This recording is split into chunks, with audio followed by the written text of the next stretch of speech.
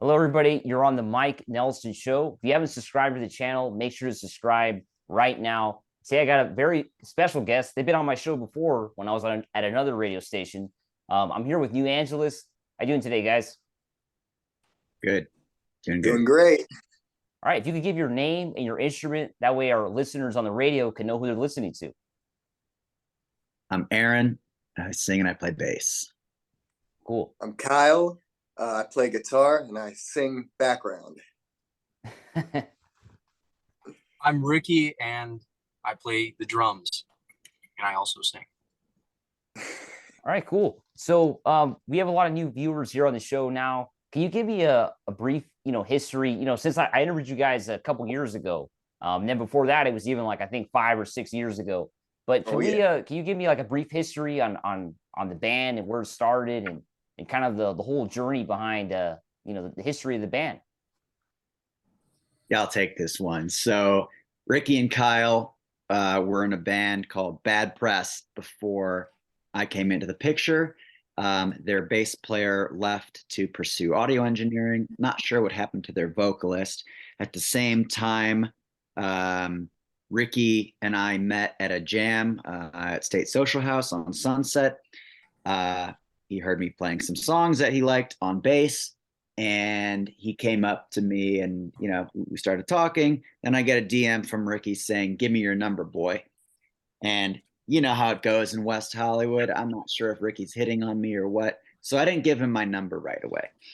But at the same time, a friend of mine also asked me to start a band. He's like, "You want to be in a band?" And the first thing I heard this guy sing was "Sweet Child of Mine." I was like, that's a hard song to sing. So yeah, let's be in a band. So Ricky and Kyle were looking for a bassist and a vocalist. This other guy was looking to form a whole band. I was like, let's just merge these things for my own, ease. And so we formed a band. Originally, it was called Hark, Hark.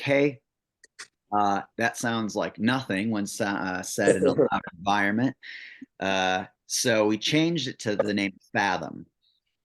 Sounded cool enough, except a band in Maryland owned the trademark to it.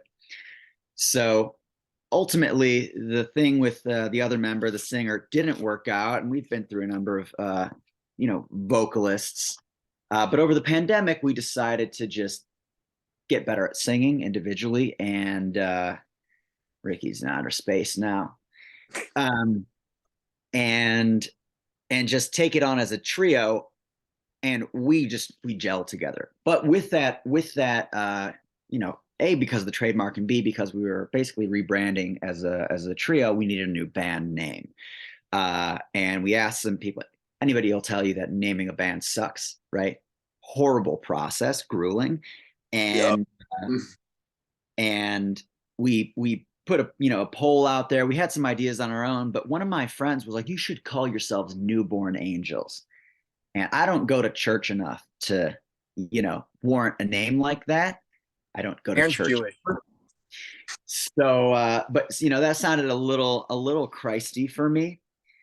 But the concept of like a new Los Angeles, like New Mexico or New York, right? That's not a city that exists, but sounds dope and also is cool for SEO, right? So, New Angeles. That's the history of the band and its name all in one.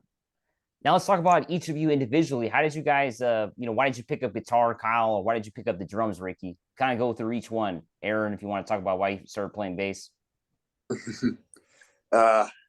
So why did I pick up guitar? It started with, there was this Christmas album. It was a Leonard Skinner Christmas album, right?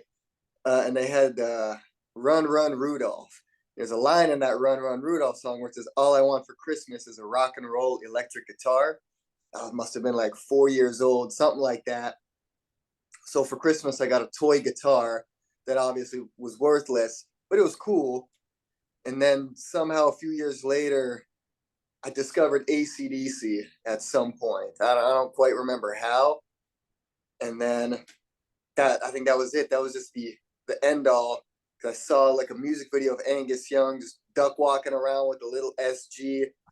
And then I heard Back in Black and whatever it was, I was like, that's just it. I want to be that guy. And so I just kind of picked it up, and I was always like a quiet kid. So when you're a quiet kid, you know, you kind of need something to be cool, you know, make you a little bit cooler along the way. And so that was my thing. So then I think I was like 8, 9 years old, picked it up, started taking lessons, and then that was it. It just consumed me from there.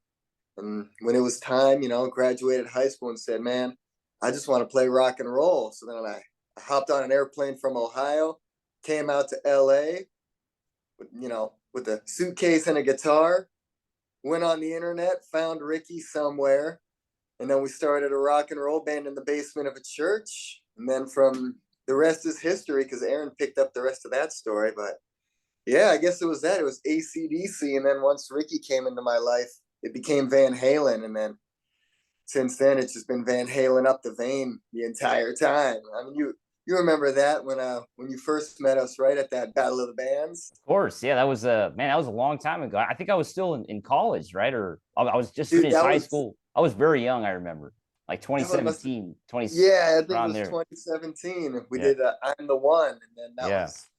was You, we you won guys won the that. contest, I remember. Thanks Hell to me, yeah, of we course. did. I was the judge, so I voted you guys. I gave you guys the 10 out of 10 there. See, you're a smart guy. Yeah. But yeah, that's my story. I'm sticking to it. All right. I don't know what these guys are talking about. They're on payroll. But how I started with, sorry, the connection's a little shaky over here at the International Space Station, but I'm going to try to make do.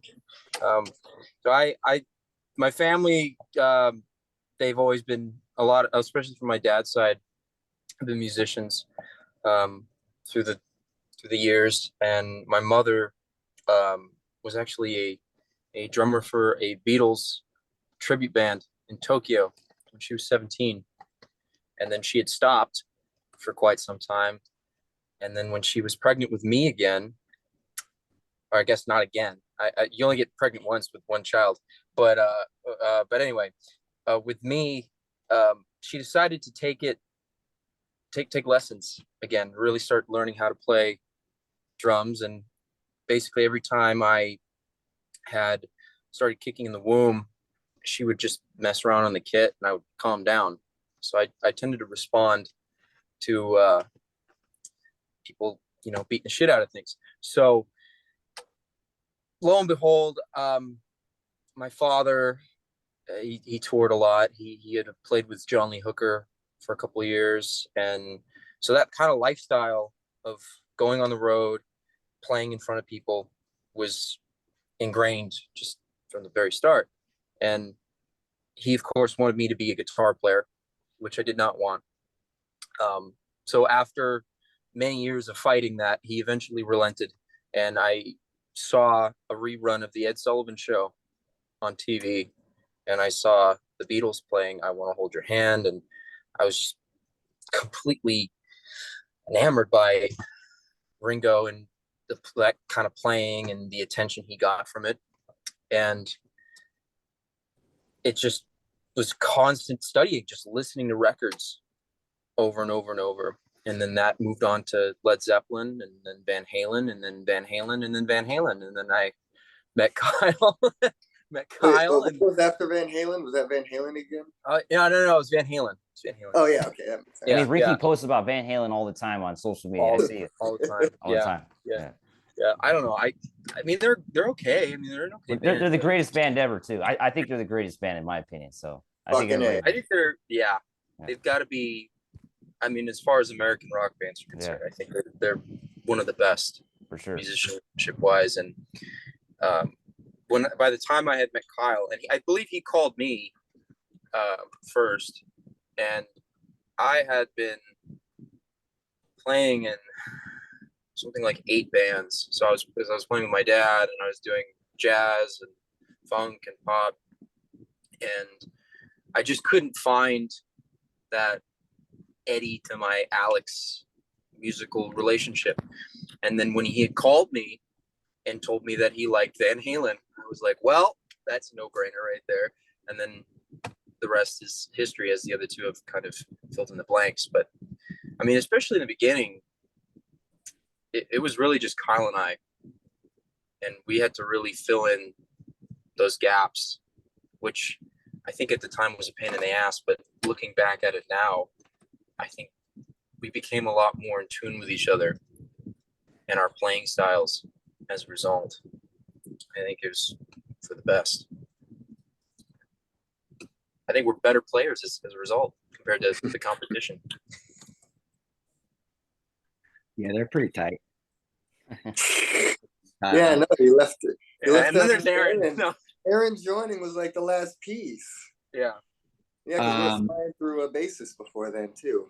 You know, it's so this question comes at such a funny time because I yesterday watched this little we did kind of that 70s show little round table about Oh, you still have that? Oh, you watched that? I watched them yesterday. Yeah. Oh God.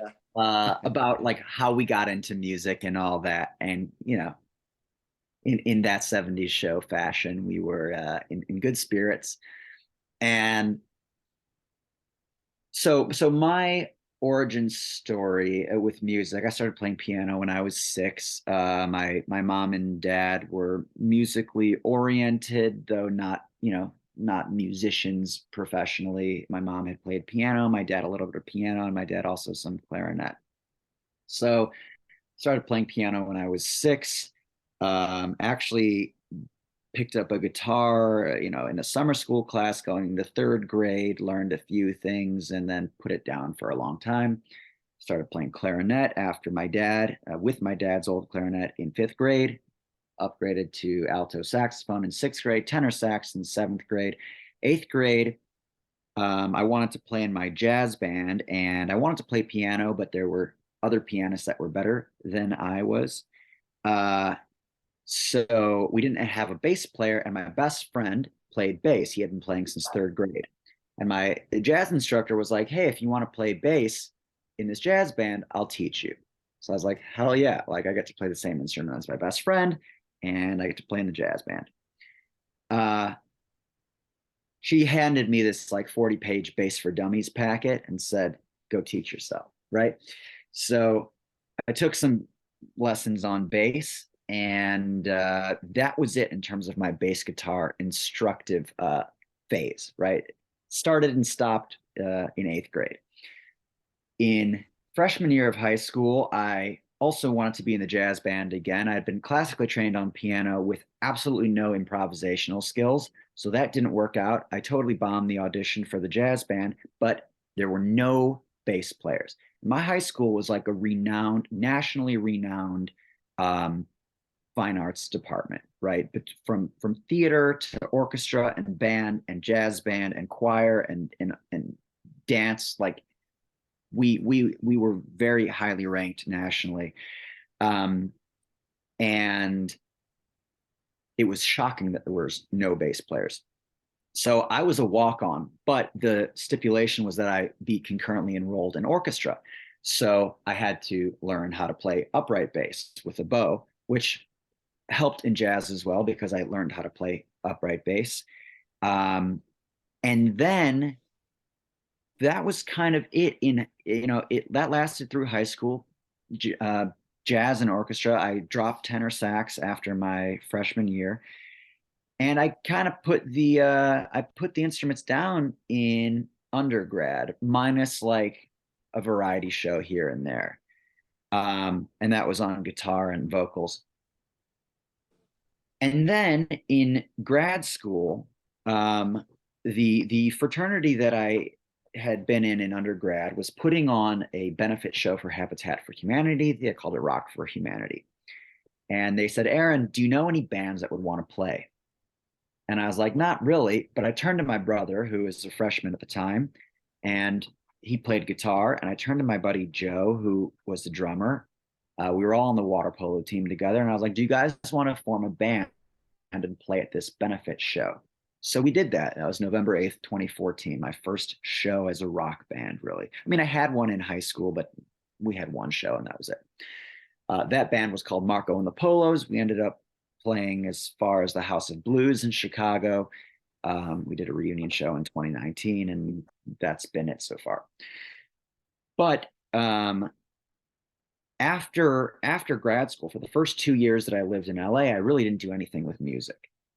And then a neighbor of mine had a guitar at his house, or his apartment. I would go over there and just kind of hang out.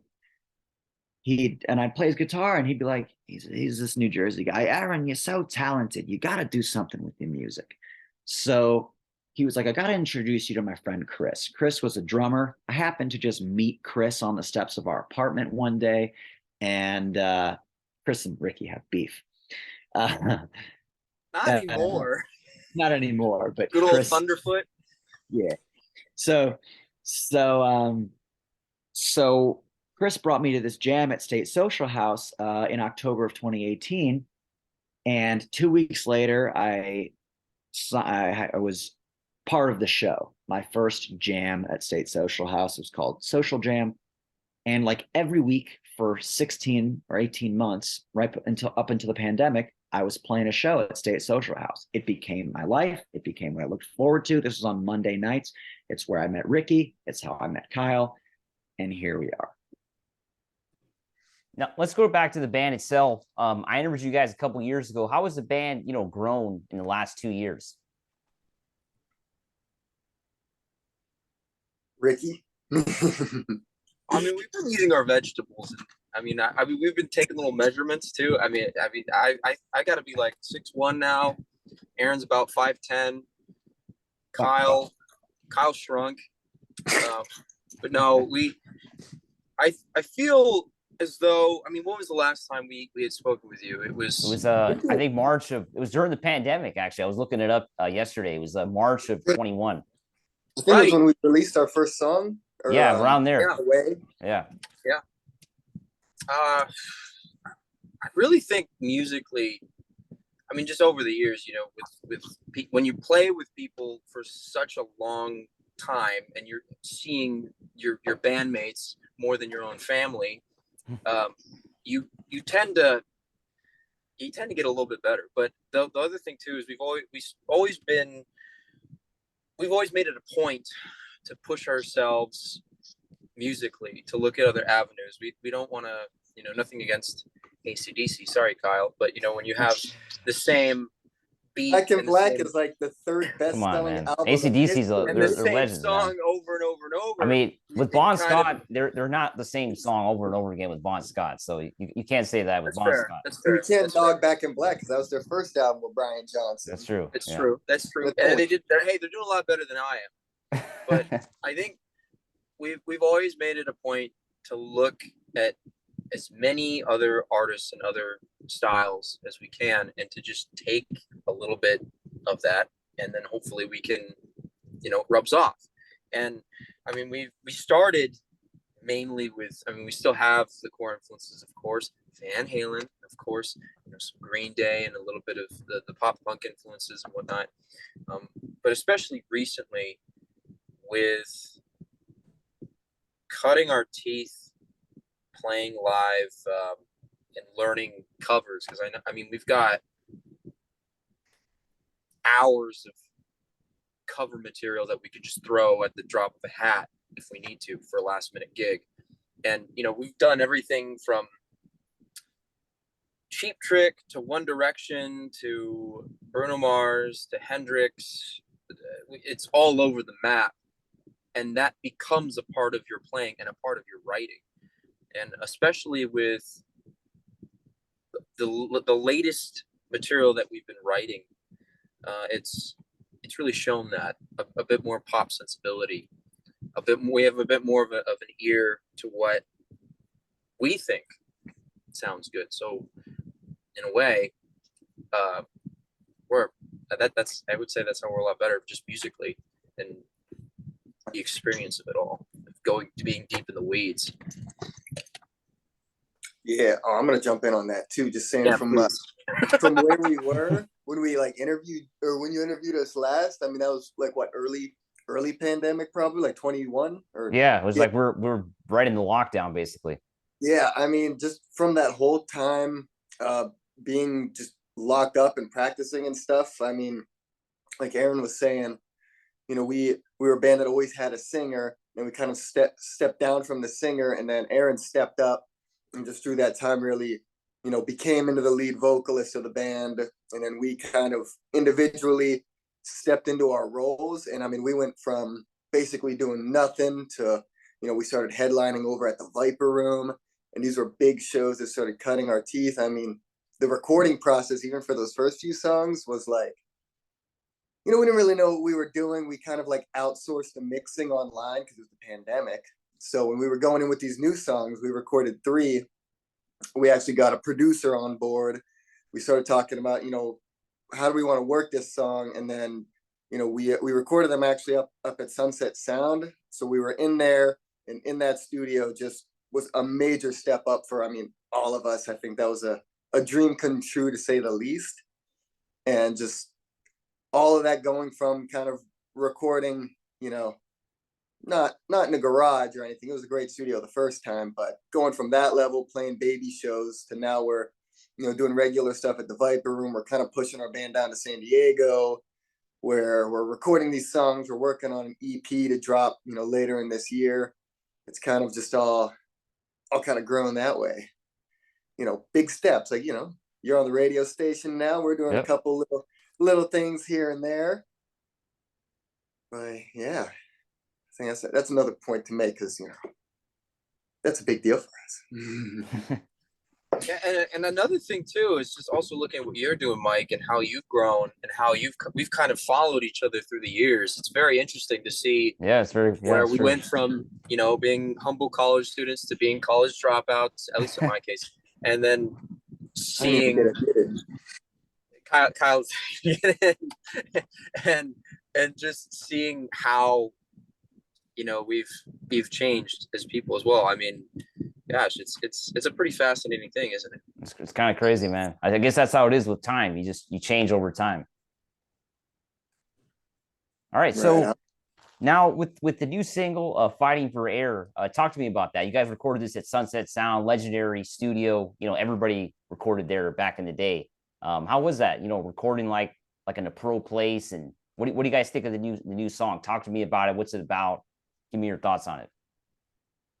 Yeah, I mean, you're saying back in the day, the pedigree still continues today. Like shortly after we were in there, Miley Cyrus just dropped Flowers. That was recorded in Sunset Sounds. Fall Out Boy just did some content in there. I'm not sure.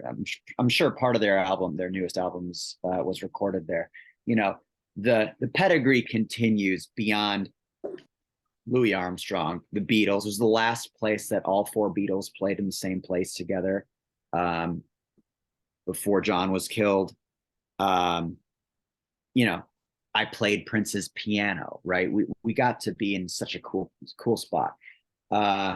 And we recorded in the same studio as where Van Halen 1 was. We had an option, and Ricky and Kyle were like, we're in Studio 1. This is where 1 or nothing. Right. Yeah.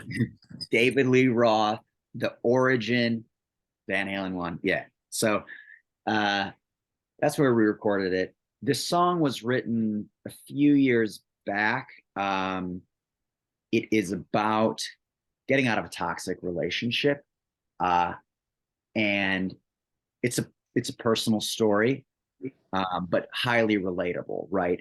Everybody's probably at some point felt suffocated by something or someone or a situation that they were in, and it's about kind of losing one's identity in that struggle, and reclaiming it.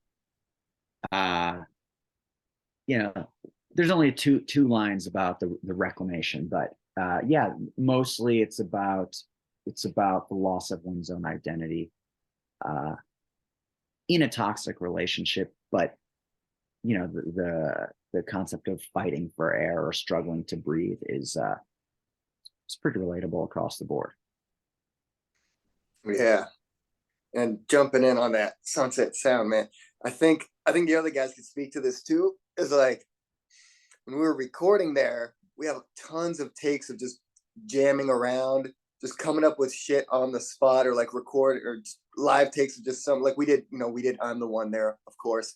We got a recording of that. There's just something about that room. think we're all kind of going in there really excited, just focused on what we were doing. That just we kind of sat down, and I don't know, you can't really give too much credit to the room, but there was just some flow going on. Like we have tons of recordings of just phenomenal stuff, just in the mood. And I think that kind of helped with this song too, because I think there's a lot of power behind it, a lot of drive and push, and all that. Just, I don't know, man. When you're there and you're focused, it just kind of comes out. And I think it was magical experience, phenomenal time, dream come true in the Van Halen room. There we go.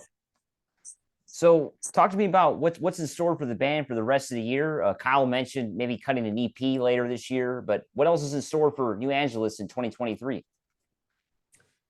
Well, we got 2 more singles coming out, being mixed right now. We have I think we're looking at May, probably middle of May for the next one. That's going to be It Is What It Is, which is a lot of people that see us. It's a staple in our set right now. We've been working it for a while, so we're really excited about that one.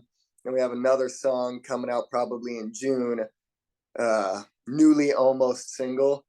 So that one's probably my favorite song that we've cut. So we got 2 more singles coming out in the summertime. We got shows out the wazoo. I mean, we got Hollywood all over the place. We're pushing down to San Diego. Starting in May in San Diego. Then we're going to do a couple shows in the summer down there. We got some stuff on the docket.